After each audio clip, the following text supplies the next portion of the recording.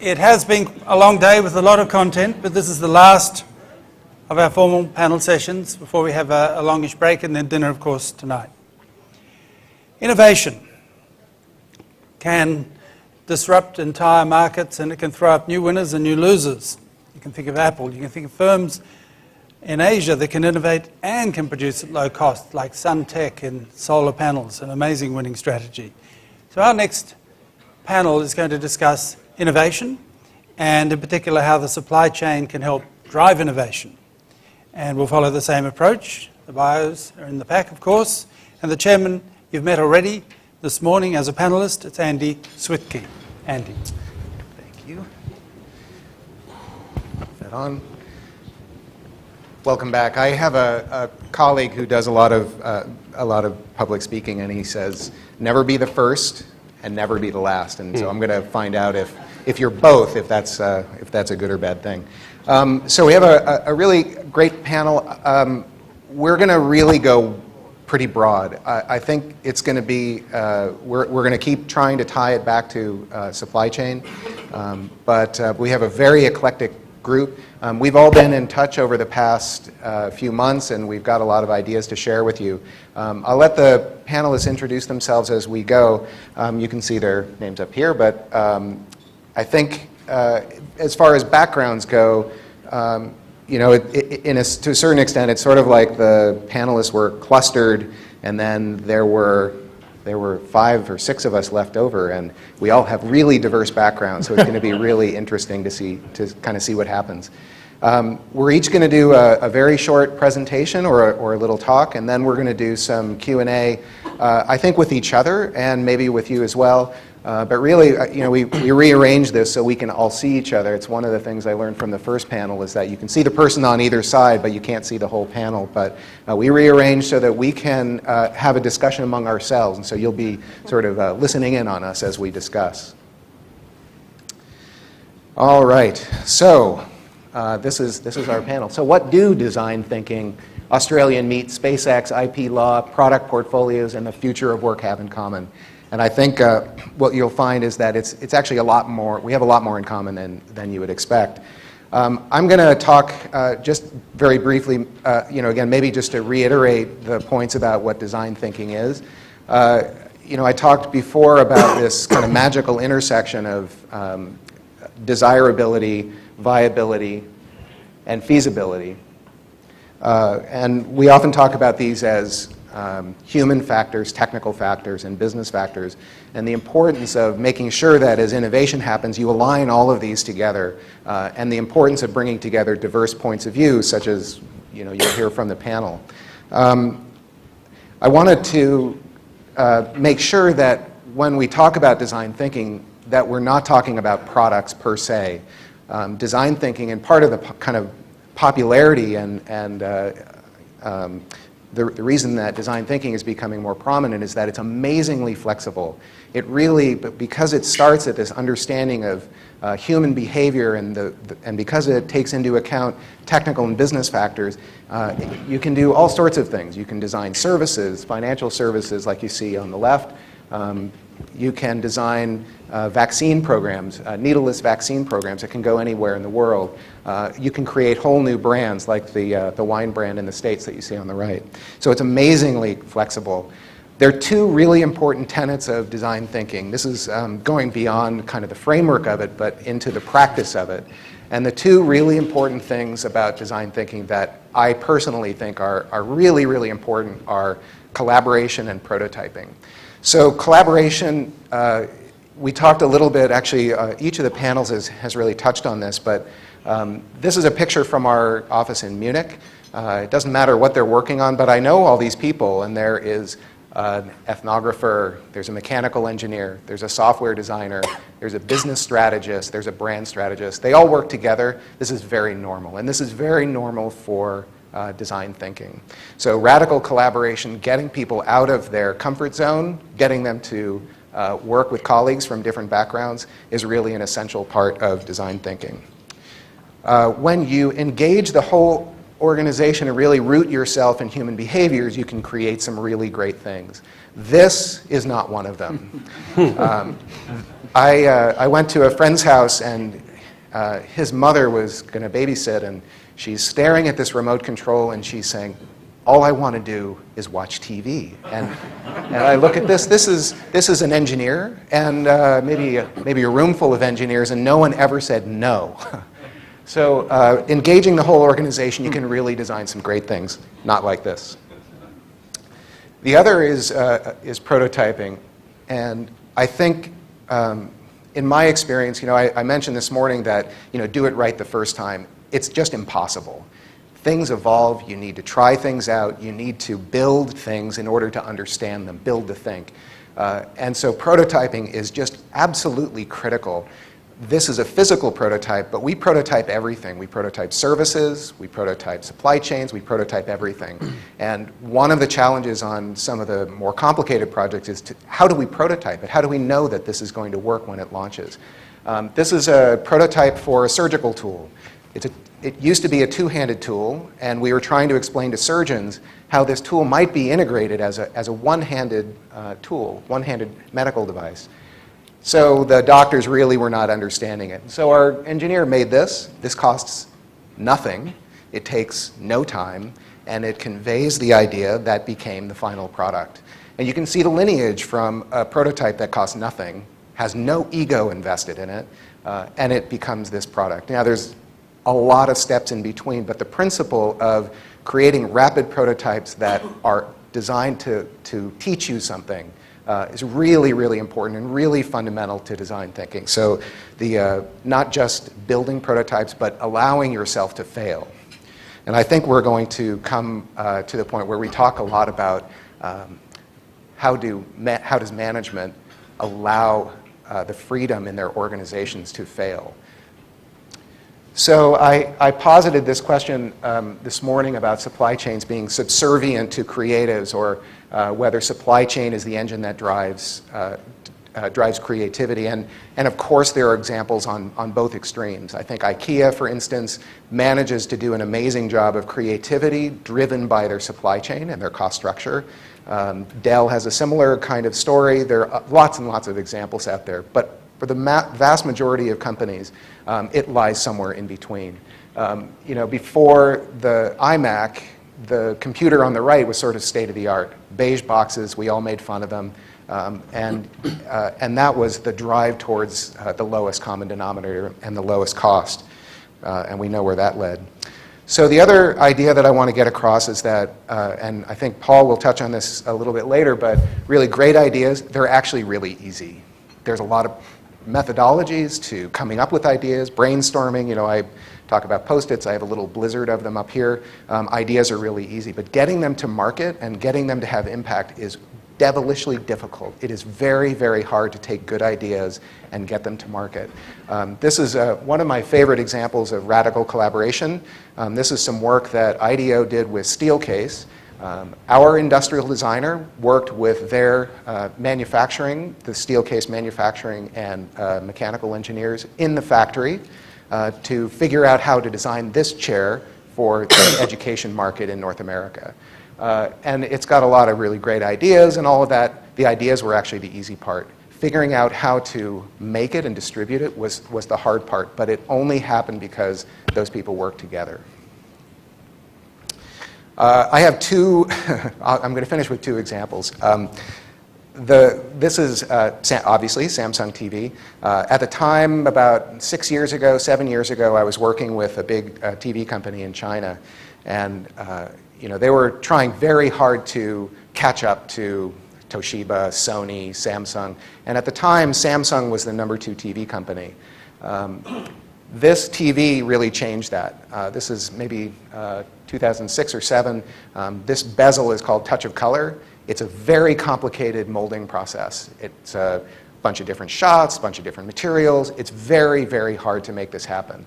But aligning the designer who had a vision of Venetian glass with some amazing prototyping and investment in the supply chain allowed this TV to happen. And it was in no small part that when Samsung leapfrogged over Sony, this is one of the TVs that did it for them. The other is a kind of a counterexample. You know, I believe the tension between design, which is you know, optimistic, and the tension of what supply chain really is driving, which is you know, we've been trying to talk not about this, but really is about driving cost out of and being more efficient. This is an example. I'm not sure it shows up too well here. This is some work that we did with a Swiss company called Xylus. We designed a line of kitchen gadgets. What this brand relies on is the uniformity of these products. They are all glossy, they're all white, but over time, the manufacturer, in order to reduce cost, was shaving pennies by buying maybe a different kind of white or different brand, same color, but a different brand. So Bayer versus GE or whatever. And what you find is that the first two on the left are kind of yellow, then there's a bright white one, then there's kind of a yellow one. And if you put all of these into a container on your kitchen counter, it really, it sort of ruins the brand and it makes it look cheap. So this is the counterexample to paying really close attention to having design and supply chain lined up. So that's my quick little introduction to design thinking and some of those methodologies. I think, actually, I'm going to turn it over to Christine and let her tell you a little bit about Australia. Thanks.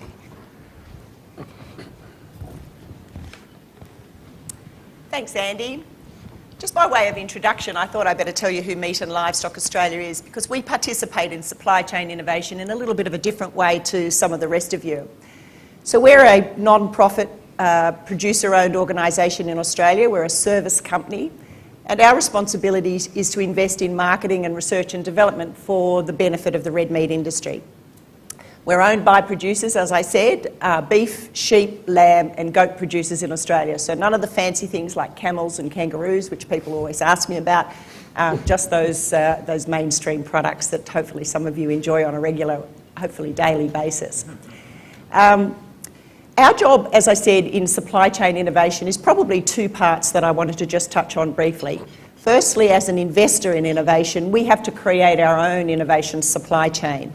And we do that globally. We've discovered that, you know, if you just limit yourself to the local providers of R&D, then you're really limiting Australia to what is probably only about 2% of the innovations that are going to be of benefit to our industry. So we've had to establish our own supply chain around innovation. And we try and practice many of the things that you talk about when you talk about your own supply chains. So we try and use design thinking. We're moving into a policy and a philosophy of collaboration and co-innovation with a whole range of stakeholders. And we also look at the opportunities that open innovation will present, and I'll talk a little bit more about that later. Now, I do have some slides. I have one of my panel members who's a vegetarian, so I've kept my slides really nice. Some of you might have seen presentations from me, a few of you probably have, which are a lot more graphic. This particular panellist asked me over lunch, so how do you rip animals apart before you eat them? And I thought, well, probably I wouldn't describe it exactly that way. So moving on to the actual topic though, we all know, and I think we all believe in this room, that innovation is a core capability, and it is at the heart of competitive advantage in today's complex environment. And I guess some of us really wish that there was this amazing toolbox, an innovation toolbox out there that was full of things like stage gate processes, 3 horizons, portfolio analysis, and a whole range of, you know, step-by-step systems that we could just buy off the shelf and replicate, and life would be easy. But as we heard this morning, the bad news is that it's probably not going to be as simple as that. And I guess you all understand that it is quite complex and more complicated. But there is good news. The good news is that innovation is a team sport. And I guess most of us think we're pretty good at team sports, or many of us are. But are we? I wonder. It will become as no surprise to you that outperforming companies, and we saw a lot of them on the panels this morning, partner for innovation. They don't try and do it by themselves. They partner along their supply chain in all directions. Sometimes they even partner with their competitors. And as I said, as new models of open innovation are emerging, they're actually partnering with anyone, and we'll hear a bit more about that from Paul Levins from Intellectual Ventures a bit later on. So leading companies spend the time to create, build and nurture a whole range of collaborative partnerships and relationships. They don't do this just to feel good and to have lots of friends. They do it because it delivers top-line revenue growth for them and bottom-line profit. But I guess the really surprising bit is that despite all the success stories and all that we know about partnering and collaboration, very few firms have actually capitalised on the potential of supply chain collaboration. So why would that be? Well, there's probably lots of reasons. But one of them is the fact that it's trust, which is at the core of collaborative innovation capability. And whilst most managers kind of understand what trust looks like, it means something like, well, doing what you say you're going to do, very few of them actually have the confidence and experience to implement the kind of investments in trust building or to understand how to change the behaviours that will allow it to happen. Now, as I said, I belong to the agri-food sector. And you don't need to look very far in this industry to find supply chains that are struggling with collaboration and trust. This is an industry where relationships are characterised by mainly transactional trading, on a transactional trading basis. It seems that short-term gains dominate interactions between supply chain partners. There's often very little information exchange, and there's limited trust. Well, the reasons and excuses for this probably abound. We're a pretty tough industry, and collaboration and trust sounds a bit soft to us, but in reality it's probably because it's really difficult. Many people would find it too risky. They don't have the time to spend on it. The old ways have worked well in the past, so why shouldn't they work well in the future? I think we've heard lots of reasons today why that might not be the case. Similar to some of the experiences I heard this morning, there are lots of silos in our industry, both within companies and across organisational boundaries. And at the end of the day, in food industry, which has very low margins, sometimes it seems that it's just cost is all that matters. But despite these challenges, the imperative for change is great, and we're starting to see some movement. As an industry, we've realised that to really capitalise and find ways to penetrate new high-value markets, we must avoid the race to the bottom that's based on pure cost-cutting alone. So the question that I pose today is, can traditional industries, but I think I'd probably like to broaden that and say, can any industry and their supply chains build the level of trust and collaboration necessary to excel in innovation? So what I'd like to do now is just share a case study with you from this industry, which I hope you'll find some lessons that might be applicable in your own businesses. This is just a brief case study of the beef supply chain in one of the states of Australia, Western Australia. It's a very large state, but it's very sparsely populated. It's mainly desert, and there's only really a population around the western seaboard.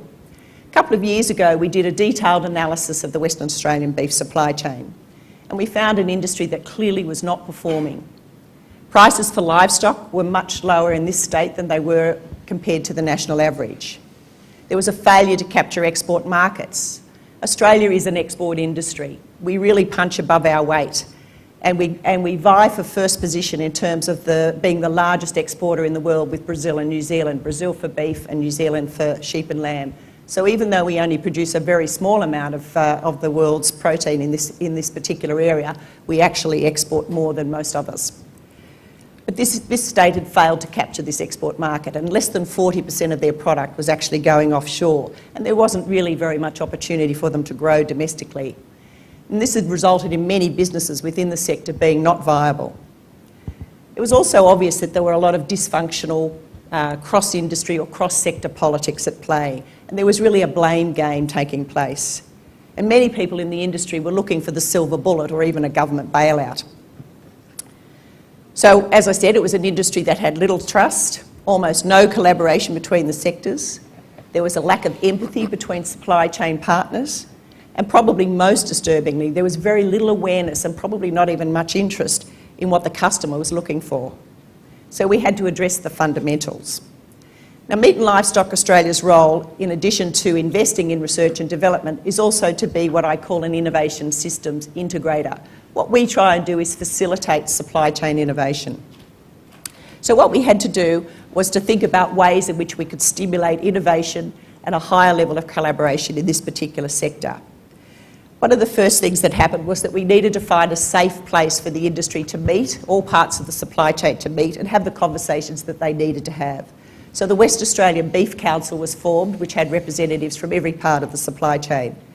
And after a lot of argy-bargy, I don't know if that's a word that you all understand, but a lot of discussion and robust debate, they really started to find a common goal and some level of strategic alignment that was going to allow them to build some constructive relationships, both at an industry level, but also at an individual supply chain level. It was really important to make sure that there was transparency and information sharing we found across this sector.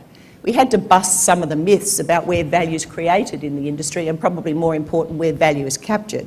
And everybody thought that everybody else was capturing the value. We also needed to develop some deep consumer insights. And as I said, this was a sector that really hadn't really paid much attention to that in the past.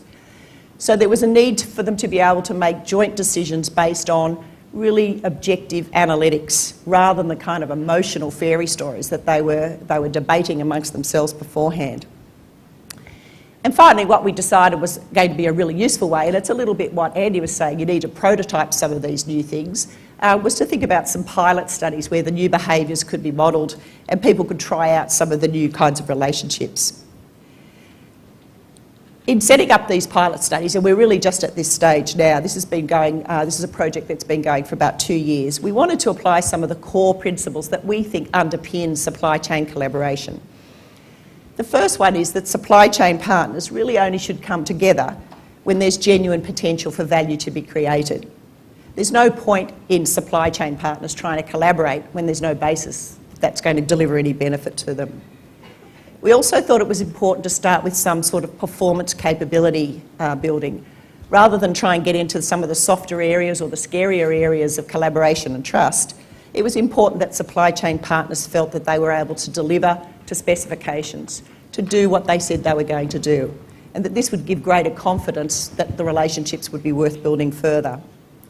It was only then that we thought we should start moving to the more challenging, what we call relational investments, aimed at building trust.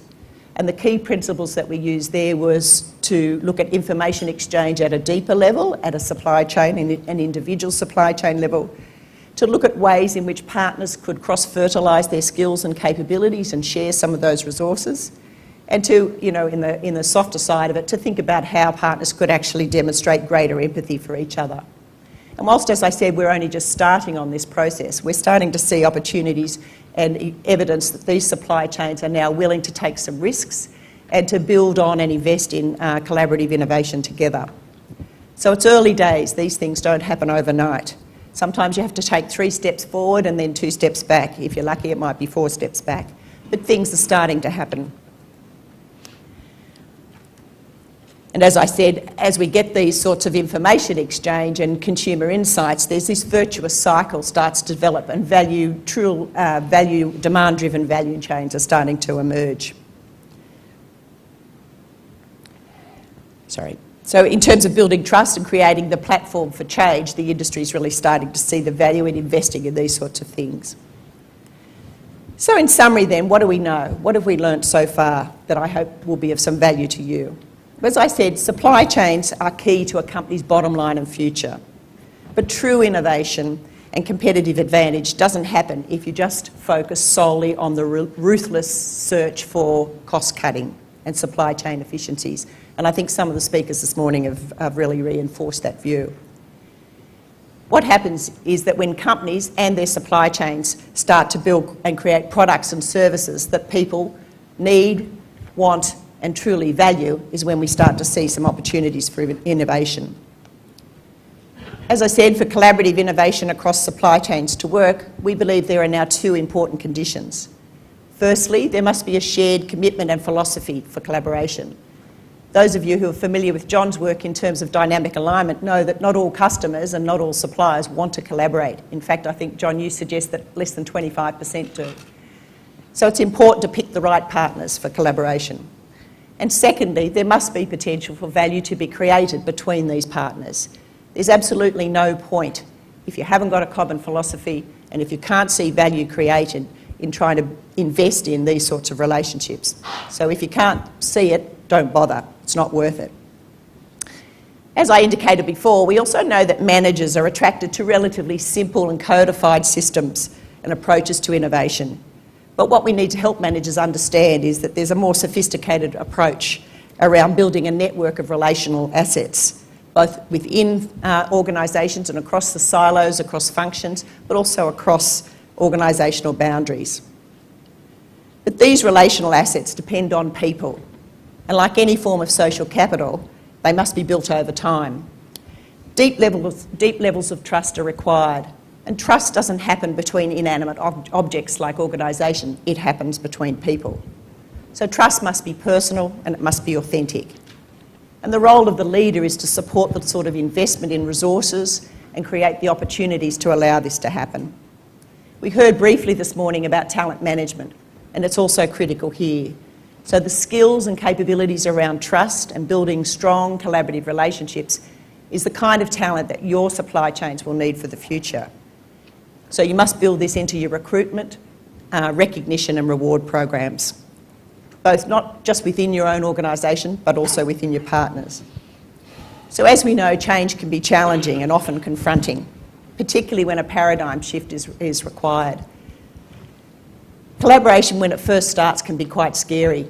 There's a fear of loss of flexibility, a loss of identity in the marketplace, a loss of control over decision makings and over your own destiny. And even in some cases, you can experience a loss of efficiencies in the first instance. So you'll experience many false starts and failures amongst the successes, we hope. But I guess my proposition is that if you choose your partners carefully and that you build the kind of relational competence between supply chain partners, then this can become a truly winning strategy that it's really difficult for your competitors to outperform. Thanks. Christine. Just want to make sure we're all queued up. So Jeff and I have known each other for quite a while through our work in China, through IDEO and Steelcase in China, and he's as close as I believe there is to a supply chain expert. So just to put the pressure on you, Jeff. I work for Steelcase, which is the largest designer and manufacturer of office furniture combined with architecture and technologies in the world. And innovation, we are celebrating 100 years anniversary at Steelcase this year. So innovation has been deeply rooted in our DNA. Supply chain and design thinking are two of the most frequently used terms nowadays in the world. What's the definition of supply chain? What's the definition of design thinking? How they work together, driving innovation. The definition of supply chain in the past 30 years has experienced evolutionary changes. It has been transformed from tactical and transactional purchasing, logistics, manufacturing type of conversation into more global, strategic, and innovative conversations in the C-executives suite. And also, it has also been transformed from being used by manufacturing only to non-manufacturing unit. Today, the banks, accounting firms, service providers started talking about supply chain. So what's the definition of supply chain? So I define supply chain as flows. So really is information flow, documentation flow, material flow, cash flow, and service flow. When you visualize the whole supply chain as different flows, everyone deals with flows every day. So everyone deals with supply chain on a daily basis. So what's design thinking? Design thinking is a discipline that uses the designer's sensibility to match the end user's desirability with technology feasibility and business viability. So to customer value. So at the end of the day, the process including basic observation, brainstorming, analysis, synthesize, insights, prototyping to solution. However, no companies can be sustainable by cutting the cost or simply improving the efficiency of supply chain, even for logistics company. We have to figure out a way to integrate supply chain into business strategy. And to be aligned with the business strategy, we have to ask the question, what's our value proposition as a business? What's our business marketing product strategy? Where we play, how we win. So if I can use the human body to articulate the point I'm making, so the human brain is business strategy. And the whole body, muscle, skeleton, represents supply chain. So what's design thinking? Design thinking process is the blood, providing the nutrition to support the brain, the business strategy, to develop new products, new services, make it more creative, more innovative. In the meantime, tied supply chain back into business strategy and make supply chain more efficient and effective. That's how they work together. So how to apply design thinking to supply chain and drive innovation?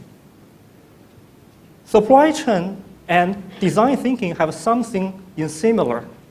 For example, both they start with customers and customer unmet needs. They all talk about collaboration, they talk about teamwork, they talk about diversified teams. So Tom Freeman once talked about the world is flat. However, with globalization, the world is becoming more and more complex in the same time. So how we're going to make the simplicity out of complexity is a big challenge.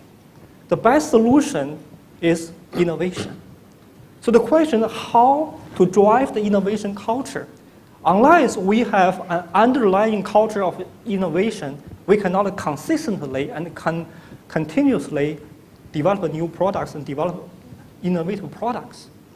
So innovation culture has to come from the leadership, from CEO, CFO, and COO driving top-down leadership innovation culture, then become the behavior and the culture is the bottom-up culture where continuous improvement is in your DNA. Another element to design thinking or innovation culture is so-called cross-pollination. So how are we going to figure out a way to create idea-friendly environment where the ideas can be easily generated by collaboration from different people, from different backgrounds, different personalities, different geographies. And also, this reverse mentoring is part of the success to innovation culture. In a traditional setting, always one-way coaching from senior to junior. Nowadays, in a creative culture, the junior has something to offer as well. For example, social media, technology, internet. So things like that. The key is to create the flow of ideas, to create a free flow of ideas within the company to generate innovative products, services. Another element is experiment and prototyping. So you have to prototype and do experiment and over again to refine your solution to drive the customer value. When you do experiment, when you do prototyping, you're going to make mistakes. So how are you going to create this fear-free culture for failures? So you can allow people to fail early and low cost and often in a learning way.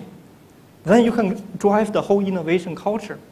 So I truly believe when we don't have resources, we become resourceful. And also in Asia Pacific, we have a different clock on innovation. So things taken 30 years to accomplish in North America could have been accomplished in Asia Pacific in 10 years. And also, there's a different focus on innovation in Asia Pacific. North America more focused on technology, infrastructure. However, Asia Pacific more focused on application and commercialization. How to apply technology and capture the markets in Asia Pacific, in the emerging market. One big element in developing innovation culture, we call bending the future forward. So when we think about innovation, we think about business strategy and supply chain strategy, we always think in a three-dimensional approach. So we always think about today and the near future, which is 3 years out, and also far future, which is 3 to 5 years out, and think about what are the disruptive technologies out there, what are the, the creative ideas out there. So you bend the future forward to form your innovation culture and business strategy. So how are we going to apply design thinking, innovation culture to supply chain? So there are some differences between North America and Asia Pacific. North America, relatively simple, big market. So it's easier to develop economy of scale. So you go anywhere, you can use truck or by rail. You can go anywhere in North America. But Asia Pacific is very complex. First of all, market is very fragmented. So you have Australian market, Chinese market, Japanese market, and different markets. Even within Chinese market, they have a lot of fragmented small markets. And take a look at supply chain. Anywhere you go, pretty much you have to go across water, go across the ocean, and you have to clear the customs. So a lot of complexity, inefficiency, a lot of flow disruptors within the supply chain. So if we visualize the whole supply chain as flows, information flow, documentation flow, cash flow, material flow, and service flow. The question is, how are we going to innovate the way in order for all the flows to run more flawlessly, seamlessly, economically, and environmentally to consistently provide great experiences to customers? If you take North America as an example, one term has been very popular is LCC, it's low-cost country sourcing. So we started going to Canada, then coming to Taiwan, Hong Kong, then go to China, go to Vietnam. The question is, where's the end? So a lot of leading companies have different supply chains developed to meet different demands. For the predictable demand, we develop a long supply chain, taking advantage of the low labor costs in Asia Pacific to achieve the lowest total supply cost. But for the predictable demand and for the unpredictable demand, we basically develop a local supply chain in North America to provide responsiveness. So what if we design the new product, take Apple as an example, through innovative design, we reduce the labor manual content so that we can put all the supply chain, shrink the whole supply chain into North America. We don't rely on low-cost country anymore. So we're going to change the whole dynamics of global supply chain. So things like that we need to think about. So design thinking can be applied to business strategy, product design. In the meantime, can be applied on the shop floor. So this is one of the examples we did on the shop floor. So we make panels, workstation panels. It's a fairly complicated process. We have to basically cutting, bending, and welding the steel, and also cutting the aluminum, going through paint shop and cutting different materials like fabric, like board. Then we go through final assembly. So we use design thinking process, basically observation and analysis, synthesize, prototyping. When I walk into this room, I saw like a Disney store. So the result is now we have a 5-day cycle time. But after this workshop, innovation workshop, the lead time, the cycle time will be reduced to 2 hours. So this is the power of applying design thinking into supply chain. Thank you, Jeff.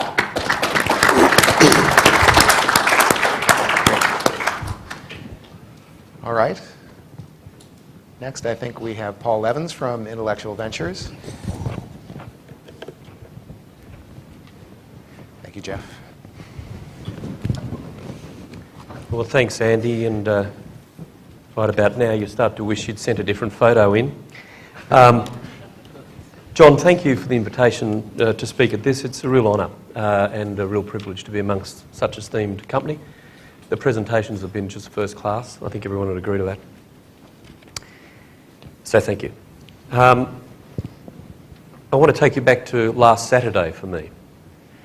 Last Saturday I was driving to the hardware store with my son, my young son, and he was in the back of the car and I was in the front driving, and he said to me, "Dad," as you do, you have these conversations with your children in the car, he said, "Dad, what are you up to next week?" And I said, "Oh, I'm going to Singapore." And he said, "Oh, wow, what for?" And I said, a supply chain conference. Fortunately, he didn't ask any more questions, so I didn't have to elaborate much more. But then once we got to the hardware store, we were wandering around, went our different ways. He went and looked at things that he was interested in. I went and looked at things that I was interested in. Little whiles later, we met up again, and he said, "Dad, come and look at this." And we wandered down to an aisle that was at the back of the store, and there in this aisle were different kinds of rope and chain. I think you can see where this is going. And he said, "These guys manage chains really well." So there's clearly a problem with the nomenclature. I'm sure that's not the first chain gag you've had at a supply chain management conference before, but for someone of that youth and energy to be able to identify that nomenclature problem, I thought was quite interesting. I'll try and be brief because I think the best presentations are conversations, so we'll get to that. And I think there's been many common themes today, and in fact even in the course of just this early part of this panel, speed of demand, the need to be flexible, moving from outputs to outcomes. Those are all things that I think we've heard and all things that form part of my presentation here today. But I want to build off that a little bit to say that I think ideas are so valuable and available, and that the pace of change is so strong that we can't and we shouldn't be held back from implementing those ideas by operational difficulty. We need to break down functions in favour of outcomes for the whole. So in many respects, for me, the future of supply chain innovation is simply that it will be more difficult. There will be many more voices. There'll be a need for more flexibility. There'll be a need for more open-mindedness to change. Importantly, and again a theme that I think that's been resident here today, a need to be failure tolerant, to look for alternative businesses within the existing business. On the plane up here, I was watching a video about FedEx, and very interesting to me how they took what was essentially a internal repair workshop for scanners and IT devices, and turned that into a separate business, external business for both partners and other customers.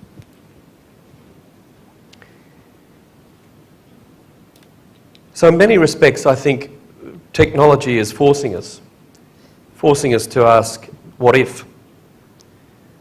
In many respects, what if anything was possible? And I'd ask you to suspend your disbelief for a moment. What if, for example, there was a nuclear power plant that could operate on the basis that it used the fuel of other nuclear power plants? That's how it ran. What if there was a revolutionary change to the cold chain that meant that you could keep vaccines cold for in the required temperature for upwards of 4 months, 4 or 5 months, without any forms of external power and in harsh environments? What if you were able to use a photonic fence, a laser fence, to be able to protect people with immunodeficiencies from contracting malaria, shooting down mosquitoes? And because in the process of invention you had devised that invention around delineating wing beat frequency of the different organisms, you were able to use that invention in a different environment. For example, in cropping, might be able to keep locusts out but allow bees in. What if those things were possible? And what if you were able to develop a new element not found in nature that meant that you were going to be able to build a new broadband antenna that meant that broadband was going to be almost universally available anywhere, anytime, and somewhat Star Trek-like had the potential to be able to be turned into a cloaking device? You wouldn't believe how long it took me to do that animation, by the way. The answer is all of those things are real. All of those things, all of those what-ifs are real products, real solutions for real clients and customers. Some knew they wanted those solutions, some didn't know they wanted those solutions. So in addition to opening our minds to what might be possible, I also want to ask, do ideas meet demand or do they create demand? Look at the birth of things that are now part of our everyday life. Look at things that we've become accustomed to. Facebook, Google, Twitter. There was no real demand for these things. But they've changed business, retail, and in some cases countries, just in the course of very recent years. Facebook, 2003. Google, 2000. Twitter, 2006. So over very short periods of time, the technology enabler has enabled great changes. Now, John said that, John Katorna said that he didn't want us to do ads for organisations, and I'll stick to that exhortation, John, but he didn't say we couldn't do ads for other panellists. And so I'd like to reference my fellow panellist's book, Michael Belfiore, The Department of Mad Scientists, and I don't want to steal your thunder here, Michael, but there is a tremendous quote in this book from the former director of the Defence Advanced Research Projects Agency, Tony Tether. And in talking to Michael, he says, the best way to prevent technical surprise is to create it. The best way to prevent technical surprise is to create it. So I'd like to posit that the individuals and corporations most likely to succeed through innovation are those that don't limit themselves and which innovate with partners, that use their imagination to create technical surprise that can create demand, that ask what if. Let me briefly tell you the context that I come from. I work at Intellectual Ventures. It's a company that invests in invention. That means that we create, protect and market inventions. We do that by protecting the intellectual property that sits behind those inventions. We have about 5 billion under management and 35,000 patent assets, and that puts us in about the top 15 of intellectual property holders globally. We have 400 institutional partners, 3,000 independent global inventors, and we build, buy and partner to invent. So we build internally, we buy inventions, and we also partner with organisations, other organisations to invent. But importantly, and again, drawing back to these themes that we've heard, we're kind of technology agnostic. We're really very interested in the problem, the definition of the problem. And if I had an issue that Andy mentioned earlier on, that I was going to talk a little bit about ideas and how ideas are easy. I'm not sure, Andy, I would characterise it that way. I think what I would say is that problem development is hard. Problem development is really hard. Determining what the problem is really hard. It doesn't necessarily mean that the idea is made easy, but I think it's made easier. We invent across the entirety of the supply chain, everything from software through to individual products through to modelling, economic modelling. And really importantly, and again, a drawback to our themes, there's no real fear of failure. In fact, we encourage it. We believe that that's how you get to a solution. So as I've said, I think the future of supply chain innovation is really about ideas. But there are ideas that are based around networks, not supply chains, networks, and networks that are based on trust. I think the ideas, as I said, are the basis of it for innovation. But you need to invest in ideas. You need to actually, and I think Michael will talk a little bit about this, you need to have your own department of mad scientists. Or if you don't, you need to be able to invest in them. And any idea is good. A big idea or an idea that modifies or innovates in a silo.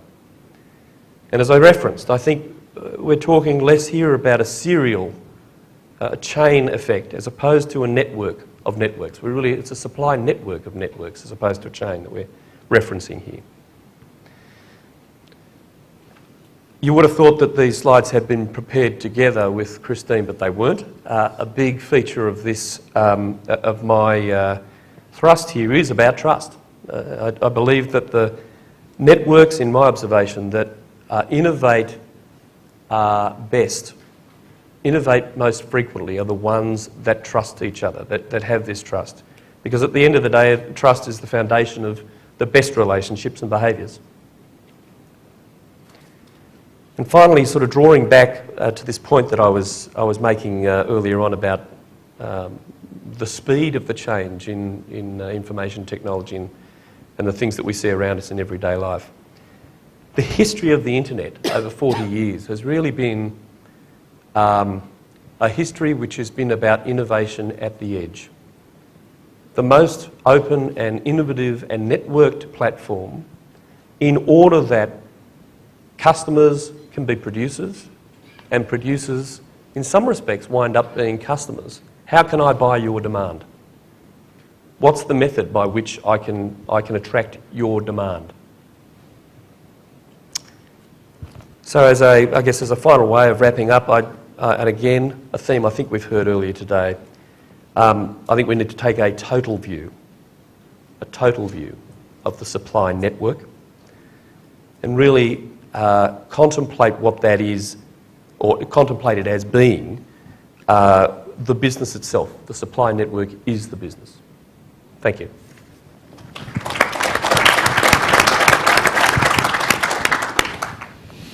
Thank you, Paul. Great.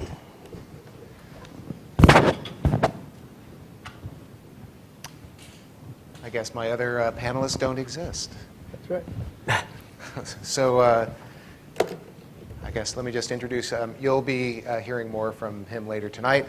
Michael Belfiore, and as Paul said, wrote that just amazing book. I really do recommend that you read it. So, sorry.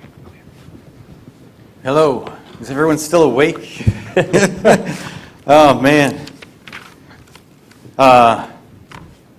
This is a real education for me. I'm excited to be here and learn about this field that I really didn't know that I really knew anything about. It turns out that I do. I write about innovation. I'm a journalist. I'm a freelancer, independent, I like to say. Freelance conjures up a view of a guy in his underwear sitting in his basement saying that he has a job. What I do in my own office is what I do, but but what really gets me excited is interacting with people who are changing the world, and that's innovation. And I think it's useful to have a definition for innovation. What is it we're talking about? People use different definitions to mean innovation. I mean, for instance, I was just looking at these tags here that we all have. This is the most innovative name tag I've ever seen at a conference. I don't know if anyone else appreciates this, but it has the name and title on both sides. So every other conference I've ever been to, it always seems to spin around, and then you have this awkward moment of trying to see the other person's tag and see if they're worth talking to. Both sides. And also this comes out. I don't know if anyone noticed this. A lot of thought went into this. The entire program, right here. Is that innovation? I think it is. But a lot of people bandied around this word innovation because it sounds like what everyone needs to do today, and so they kind of tag it onto things as a marketing term. And I think what we're getting at here is maybe something a little deeper than that. And to me, it means disruptive innovation. Innovation that to me is worth really looking at as a thing that really changes how we do something, how we work, how we live. And it could be incremental. I just got a press release just this morning from a company called A123. It's a battery manufacturer, one of the, I think, more innovative manufacturers of lithium-ion batteries. And they claim to have figured out a way to build a battery, lithium-ion battery, still the same chemistry that we're used to, but it doesn't need cooling in hot temperatures, and it runs in very cold weather. which means that you can have one of these batteries in your automobile and run it in any climate without an elaborate cooling system. This could really change the game in electric vehicles, for example, or backup systems for cell towers. So that's exciting to me. Game-changing innovation. But there's another element to this. That particular innovation may not do what it wants to do, what its designers want to do, if the car manufacturers don't use that innovation. Then it's really more of an invention, right? It's an innovation, it seems to me, has to do something in the world. It has to go from a laboratory, a person's idea, a Post-it note, into doing something in the real world. So some people here might say that it has to create value for a customer. I think maybe that's a little too narrow, because I think a lot of the best innovations come about because people just think they're a great idea or a cool idea. The internet, the original designers of the internet had sort of an idea about what it might be like to network different types of computers so that they can talk to each other, but they had no idea that we might be, buying clothing or books or getting news from the other side of the planet with this thing. We didn't know what the innovation really was for until we had the capability. So that's where prototyping comes in. Sometimes the projects I follow are prototypes that have a lot of potential to change the game.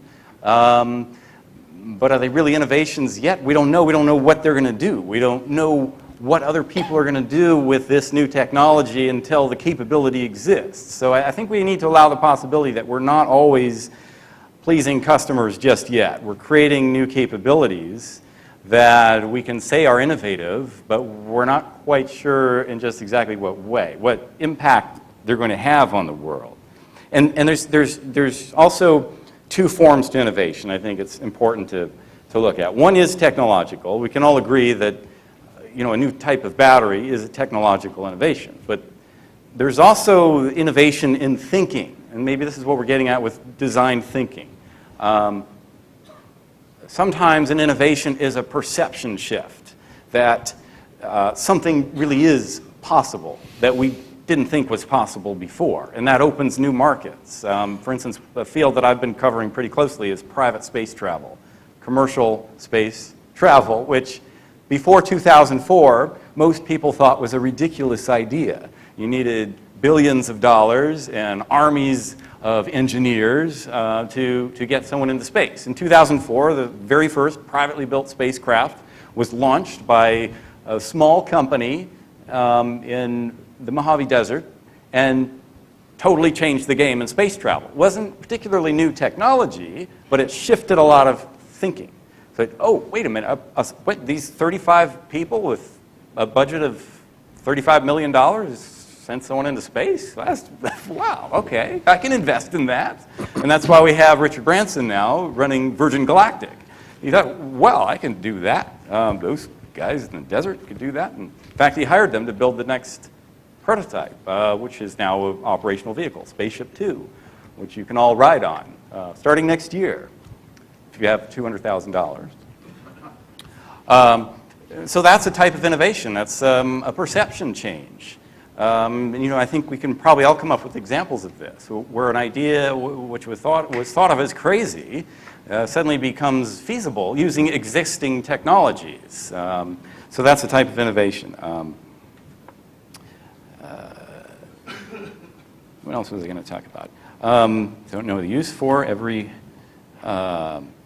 So these days it seems pretty clear that most companies are dependent on innovation, on staying ahead of the technological curve, right? The world is changing so rapidly, and so much of it has to do with technology and the way we interact with it, that every company, no matter what the business is, has to have some relationship to that technology and figure out where it's going to be in the near future so that you can stay ahead. You're always aiming for a target that's moving. If I don't get to that point before the technology gets there and changes the world around me, I might not be able to. And so, in fields that usually you would think of as being more innovative than others, the lines are blurring. And as Paul was suggesting, I think it might be a good idea for every company, or most companies, to have a little R&D center, their own department of mad scientists, a place where failure is an option, where people are encouraged to explore new ideas, build prototypes, do things rapidly, come up with crazy schemes that may not work, that they may not even have a notion of what their purpose is, to keep things cooking, percolating in there in that space, and then somehow find a way to get the good ideas, and the vast majority of them probably won't be, and that's okay, but to get those good ideas out to the rest of the organization, and then from there into the rest of the world where they can do some good for the organization and the rest of the world. And how you do that, how do you move from that prototyping mad scientist environment into operational reality is a big part of I think we're probably going to address tonight, because that's really, that is a big problem. You're moving from the garage into the real world.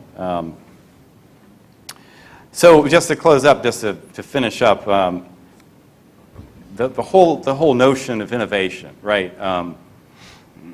Seems to me, extreme innovation, disruptive innovation, most people think of as crazy. A particular idea that is so far ahead of what everyone else is thinking is by definition almost crazy or mad. That's why I named my book The Department of Mad Scientists. And Arthur C. Clarke, who's kind of a hero of mine, a writer, science fiction writer, inventor of the communications satellite, pointed out that every radical idea goes through 3 phases, right? Someone mentions this, and he was talking about space travel, but this could apply to just about anything, right? You mention, private people could go into space, build their own spaceship, maybe in their garage, and so most people would think, well, that's crazy. You're mad. And then someone actually does it. So in 2004, these people built their own spaceship and flew a college, or a high school dropout into outer space with it, which just tickles me every time I even think about it. And then people thought, well, okay, I guess you could do that, but why the hell would you want to? And then someone like Richard Branson comes along and invests hundreds of millions of dollars into a new venture and gets millions of dollars worth of sign-ups from hundreds of people who all want to pay for the privilege of seeing the Earth from space. Then all these people who were saying it was crazy go, oh, well, yeah, sure, that's a great idea. I knew that all along. So moving from that, place of craziness, what's crazy, what isn't, I don't know. That's where I live. I love that line. Well, is that guy crazy or is he a genius? I love that dichotomy there. And then moving from that through, okay, it'll work. Let's prototype it, prove that it can work. To out in the marketplace, it's ordinary. This is ordinary stuff. These, wireless controllers and, the internet, this crazy thing. And back in 1969, some people thought, oh, we could get this computer to talk to that one. And people saying, well, why would you want to? And now it's just taken for granted. We have these things in our pockets. That's the question. How do we move from that through those 3 steps of radical innovation? So, thank you.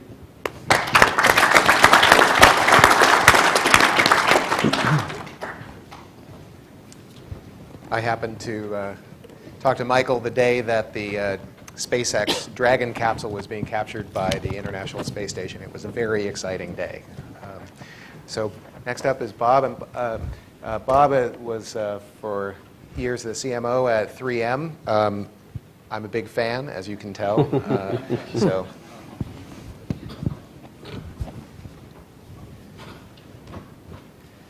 Well, good afternoon, everyone. I also appreciate being invited, and I guess when I accepted John, I didn't realize I'd be the last speaker on the longest day, but it's a great topic. I'm energized by innovation. I worked for a company for 38 years that is widely known for innovation. 3M was just recently named the 3rd most innovative company in the world by a large study. It's the 2nd year running that one of the consultant firms studied innovation. They don't do a beauty contest where they ask people, what do you think? They actually study the metrics of what you invest and what you get out of it. we were behind Google and Apple, and that's a pretty good company. We've been there for a long time. It was my job in the end to manage the innovation brand and to rebuild our brand for innovation. And for 7 years, I got a chance to do that. But, you know, you think about innovation. I started in a small factory, 40 people, and I was the only engineer. So I started in supply chain, and I wound up the CMO. So innovative career paths happen in innovative companies, and we believe in innovation in every function. And I mean that, and I have some great stories about that, every function. I want to start by defining innovation, a great setup. I have maybe a little bit stricter definition of innovation, and I'm trying to distinguish between creativity and innovation. Creativity is that moment of brilliance, and innovative process follows it, but creativity is that spark of something novel. And innovation is actually, in our world, taking a creative thought and making it practical so that it creates value. So actually, research is the process of putting money in and getting knowledge and creativity out. And innovation is the process of taking knowledge and turning it back into money by making it valuable and practical. Maybe a little bit different than what you said, but a lot the same. And I wish I would have known you were going to say it. I might have changed a couple words in my own definition. But because of that, I want to make sure you realize that everybody in this room is probably innovative. And when I go a little bit slower through this talk, I ask people, how many of you think you're innovative? About half the people raise their hand. But actually, people are thinking about creativity, not innovation. And every one of you has brought value with a new novel idea to your internal customers or your external customers. Every one of you is innovative. So open your mind up to that and embrace it, and then let's talk about how to nurture it. I actually talk about this in 10 segments. I talk about the people, the culture, the management, the process, the structure, the rewards, recognition, and the customer interaction. That's maybe 9 of the 10. I don't remember what the other one is. But I actually talk about that in multiple different buckets. And I'm going to just highlight a couple, 2 or 3 of those in this quick 10-minute intro. Happy to cover any of the other ones. People. If you want innovative people, they've got to be curious, positive. They've got to be resourceful, collaborative. They've got to be persistent as hell. For all the reasons that we've talked about, it doesn't work the first time. It's a lot more like an entrepreneur, and it's a lot more about inspiration, not a lot less about inspiration, and a lot more about perspiration, the work effort to get something actually of value out. If you want to talk about the culture, it's got to be that collaborative word that's been overused today probably, but we believe in that. I want to give you an example of how you foster that culture. When I was a young engineer, my boss had me in the room. He was saying, you're on the critical path. We've got to get this done so the process engineering guys can get the new product out by the show. And I could embellish this story, but he was all about trying to push me to get my project done. The phone rings, and it was somebody from a different division. I was in medical products. Phone rings, it's somebody in electronic products. My boss is listening. And after he's just berated me for being on the critical path, he said, get your coat, we're going to a brainstorming in electronics. You know, I'm thinking, I'm on the critical path. And the thing about management and creating a culture is you create it with your feet and not your mouth. And people watch what you do, they don't listen to what you say. If you say, let's go to customers, but you don't go, they won't go. If you say, 1 out of every 5 days I spend with a customer and here's what I learned, you'd be amazed how they'll follow your feet. You can talk about it forever, but if you do it, they'll follow. So you create a culture with management activity, and they will follow. The culture in 3M is very collaborative, so I just talked about collaborative across departments. The scientists in the company can't make the highest level unless they provide a value outside their own industry. It's hard enough to provide a value in your industry, but if you want to get to the highest level of scientist in the company called corporate scientist, you actually have to have a project that made value in a different industry. Then you can become a corporate scientist. You can be a division scientist in your own industry, but to get to the highest level, That's a reward that's placed there, which drives the collaborative behavior. So the culture has to do about what is right, not who is right. So you take management's position authority out of the room and put it on the content. So everybody's got an equal voice in the beginning.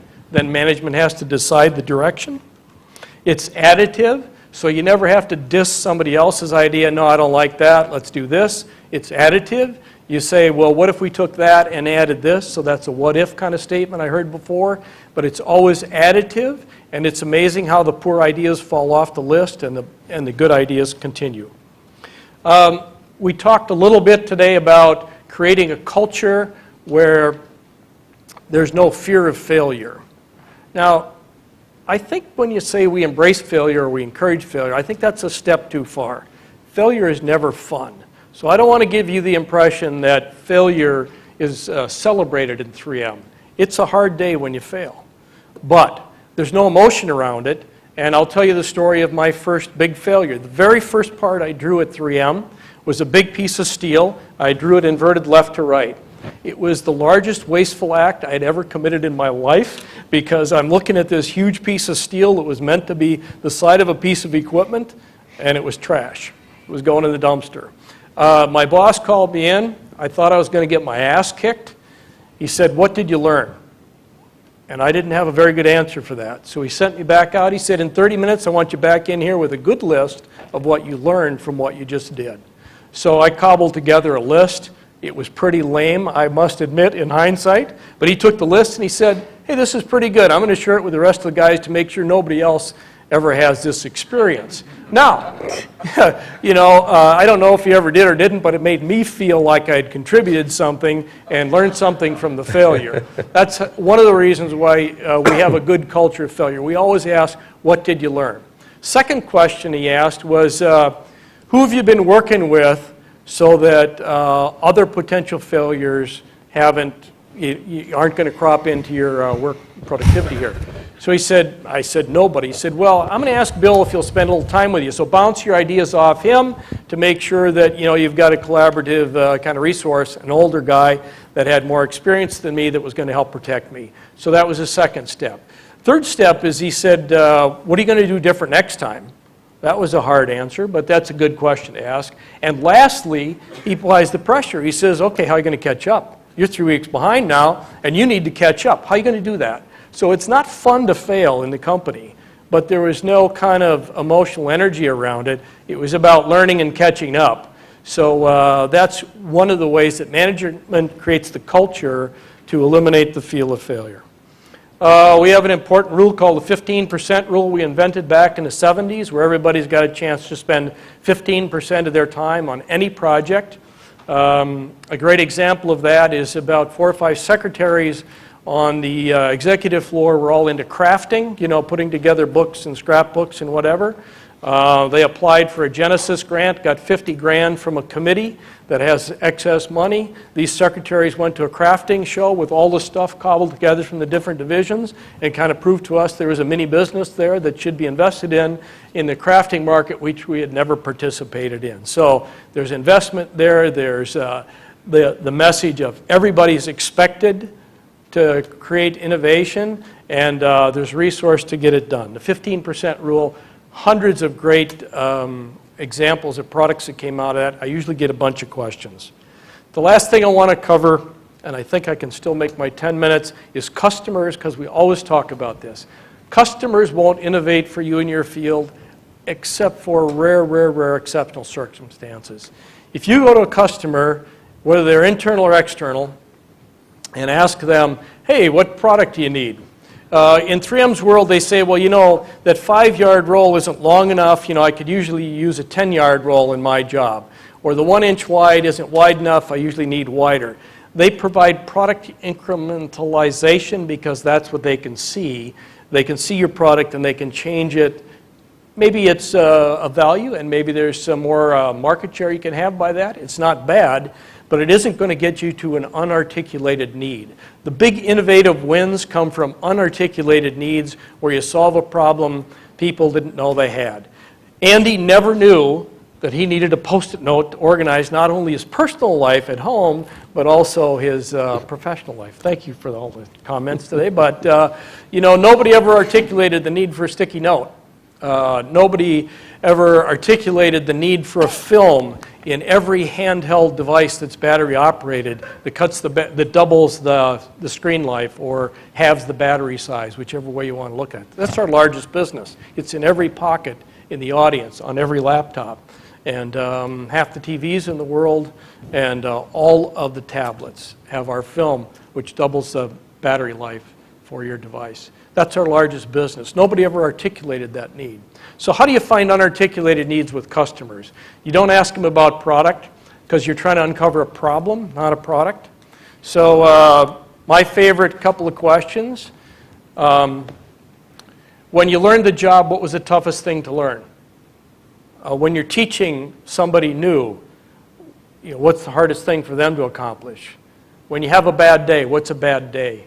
So you're trying to identify the problem. Of course, then you got to define it. There's all this hard work to do, but it's about problem identification, and then maybe you can solve it. And we've always said throughout today that if you've got a clear problem definition, usually the solution is somewhat easier.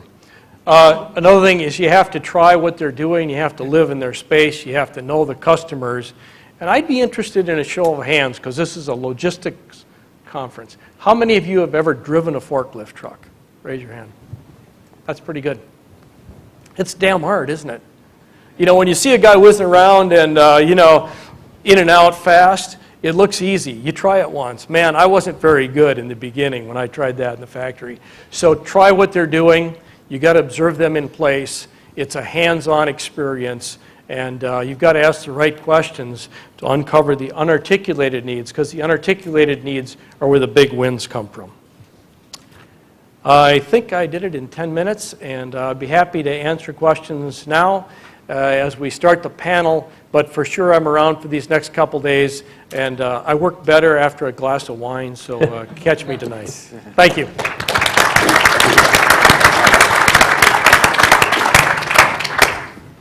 So we're going to do this as a little bit differently. We're going to take questions from the audience. I think while the microphones are being passed out, please feel free to poke at anything that we talked about. I think you know, it's the end of the day. We're going to have wine later. You can ask whatever you want, and we'll be happy to answer. I think I'll sort of kick us off maybe a little bit, but I think Christine, you said something that really struck home for me, at least, the importance of building trust. And I think, you know, in your example, these are, as an association, these are people who are adjacent but mistrustful of each other. Can you give some kind of concrete examples of how you built trust among that really diverse group of people? Yeah, as I said, particularly in that case study, we had to take it in stages. So it wasn't possible to just sort of rush in and say, okay, everybody trust each other and it'll all be good. So the first step was to really create a safe place or an environment in which people could have the kind of conversations that they needed to have, and get some of the myths, I suppose, out on the table. So there were a lot of misconceptions, misperceptions about what was real in the supply chain, who was getting the value, who wasn't, who was causing the problem and who wasn't. So that was probably one of the really key first steps, was to get people talking to each other and starting to, if you like, find whether there was any common ground upon which then a relationship could be built. The next step was then, as partners started to sort themselves out and realise that maybe there was some basis for, you know, mutual gain, there was some value propositions that they were both interested in, it was really starting to get them to think about, okay, don't worry about the really, really difficult and deep areas of trust, let's just think about some of the basics.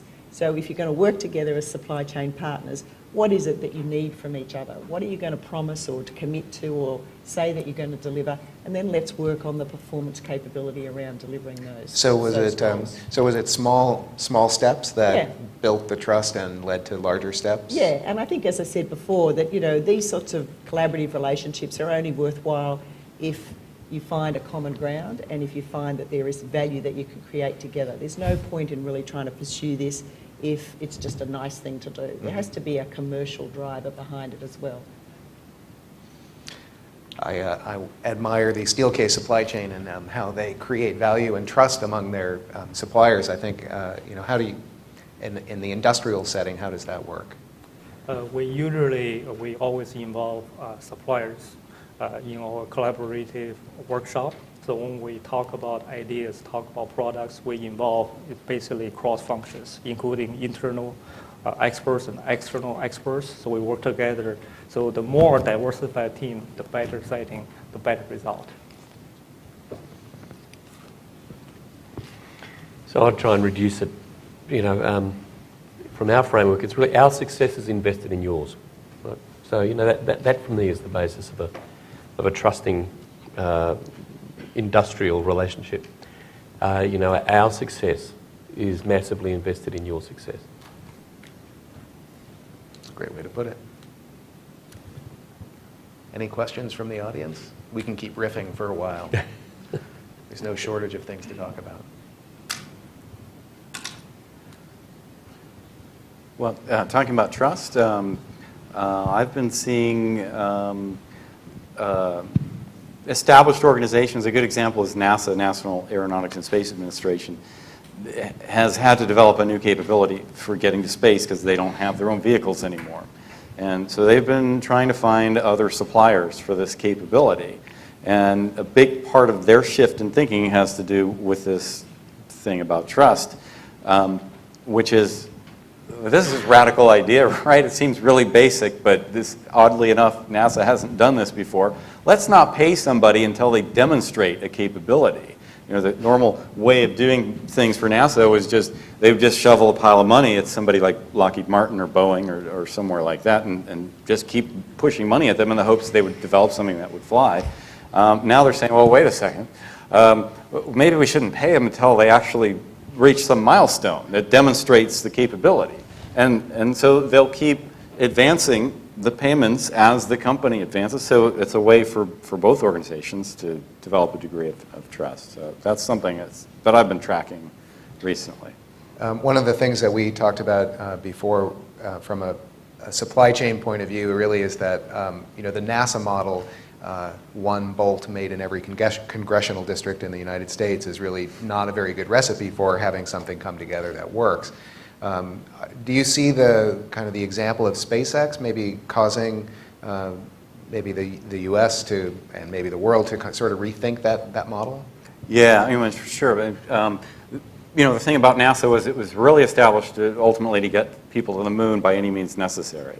And that turns out not to be a great business model, because if you have billions and billions of dollars and lots of public support and political support, that might get you to the moon, but it may not build a viable, sustainable business. And what NASA is having to do now is start to think in more business-like terms. Okay, we're not going to have unlimited piles of money. We may not get support from everywhere we need it. So let's try to turn things more to something that makes more sense in a business point of view. And one way to do this is simply to outsource a function to somebody who's already got that down pretty well. So that's what NASA's been doing lately. Hey, let's have this other supplier do this function of getting to space, and then that supplier, SpaceX, is actually doing everything in-house instead of farming out the construction of a rocket engine halfway across the country or a spacecraft somewhere else. They're doing it all in one place. This is necessarily the only right way to do it, but in this case, it happens to be better than the way NASA has done things before. Yeah, I think Jeff had an example before about what Steelcase does is control all of the things that the customer sees and touches. A lot of the other stuff is not as critical or it's important, but they let outsiders do that. It's very quiet out there. Question in the back. Is there a question about innovation is good or bad? For example, I would never be possible have the money to go to the outer space. But we do have this kind of services, right? Michael just mentioned that there is entrepreneur or a businessman. He actually trying to innovate so that people can pay and take the shuttle to go to the moon, etc. But I would never be able to do that. Well, I think people just to okay, cut you off for a I'm second. sorry. So I think people didn't believe in. I think in when intercontinental plane flight happened, I think it was similar. Or taking a cruise. There are lots of, I think, historical examples where it was the plaything of the wealthy, but starts out as something else. Complete my question. I haven't done with my question. All right. What my question is if we look at innovation, all the business are pursuing innovation, but innovation actually need to go through some processes using resources, etc. And some of the results or innovation might be beneficial to majority, but some would not, maybe only used by a very small amount of people. And we are facing, a world people are concerned about, we use too much resources, etc. And do we have, that kind of resources to support? I think some people also talk about we have 7 billion people now. It may go to 9 billion people. So my question is, of course, innovation is important, but if we look at the issue from a CSR perspective, I mean, would there be some innovation that might be better than other innovations? And if we say we want the world to become sustainable, how can we put this factor into consideration when we are pursuing the innovation goals for corporations, particularly for those large corporations? My question is this a question? I think it's a valid question, and it's been asked, especially about space, since people started going there and the government started sending people there. Well, we got all these problems down in here on Earth. Why the heck are we doing this crazy outer space thing? And well, there's a couple things to that. One is, in general, speaking about innovation, we don't really know a lot of times, like as I was saying before, whether an innovation really is useful or not until the capability is there, and other people figure out what to do with it. So in the case of space, it turns out one of the most enduring values of going to the moon was actually looking back at the Earth and seeing the Earth in context and seeing how fragile it is and how small and how borderless it is. You can't see national boundaries from space. One astronaut told me he doesn't think it's possible to see the Earth from space and not come back an environmentalist. So in my view, in this particular innovation, one of the best features of it is to give more and more people the opportunity to experience that sense of oneness that we all share on this planet, this one spaceship that we're all on. And the people who spend a lot of money, who have the money to spend, are perhaps the most important people to enable to have this vision, because these are the people who have the most impact on the Earth. And so we're seeing a lot of the early space tourists who are going up there now are involved in environmental movements, actually, and coming back and investing money in things like water resource management, things like that. So, I mean, Elon Musk is an example of doing both SpaceX and electric cars. Right. The head of SpaceX also runs an electric car company. The panelist from P&G, in the previous section, he has an example. He said that he does not invest in any capital, and he can make their processes with 100 changeovers and increasing capacity. I would say this is great innovation in the supply chain. Yeah, but there is another new terms innovation called frugal innovation. I wonder if you ever heard about that. That means that innovation for the emerging economy, because they cannot afford to buy expensive things. So they come up with innovations, and they can serve people in that. It's a great example of innovation that might not have a traditional customer base. Like people might not be able to afford that innovation, and yet it's inherently a good thing, right? To give people a clean drinking water supply, for example, with inexpensive water filters that are hand operated, something like that. So can I? Oh, sorry. Yeah, go on. So can I ask? Your question is less about environmental sustainability and sustainability. Is that right? Sustainability of being able to pour resources into an outcome that may be questionable. Mm-hmm. Is that right? No. My question is, innovation is important, but would it be that some innovations are good, some innovations are not so good? So we can choose between, as a corporate decision maker, we can choose what innovation we should go for. I think this is a very, very big question, and we have very, very little time. And I think this is maybe better discussed over a glass of wine. And we are at that point of wrapping up for the day. So again, John, I wanted to thank you very much for inviting me and the panelists. It's been really great to get to know them, and hope to get to know all of you later. And I apologize that we're out of time, but thank you very much, and thanks again to my fellow panelists.